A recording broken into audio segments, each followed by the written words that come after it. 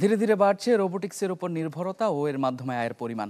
পরিবহন ও লজিস্টিক্স, চিকিৎসা, প্রতিরক্ষা থেকে শুরু করে দৈনন্দিন নানা কাজে বেড়েছে কৃত্রিম বুদ্ধিমত্তা সম্পন্ন এই প্রযুক্তির ব্যবহার। চলতি বছরে যার বাজার ছাড়িয়ে যাবে $300 বিলিয়ন। একসময় কল্পকাহিনীর যুগে সীমাবদ্ধ ছিল রোবট, আর এখন অর্থনীতি পুনর্গঠন ও জীবনযাত্রার মান উন্নয়নে সহযোগিতা করে যাচ্ছে কৃত্রিম বুদ্ধিমত্তার এই পণ্য। বলা হয় শিল্প খাতে 10,000 কর্মীর কাজ সহজেই করতে পারে মাত্র 113টি রোবট। আর এ খাতের সবচেয়ে বড় বাজার চীন।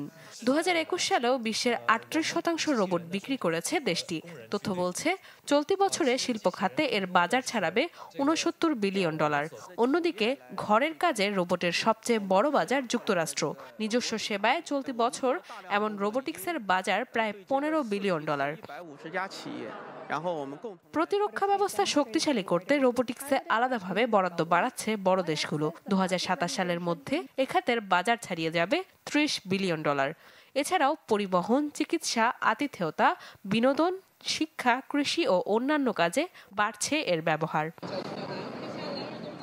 সব মিলিয়ে 2025 সালের মাঝে বিশ্বব্যাপী রোবোটিক্সের বাজার ছাড়িয়ে যাবে $275 বিলিয়ন।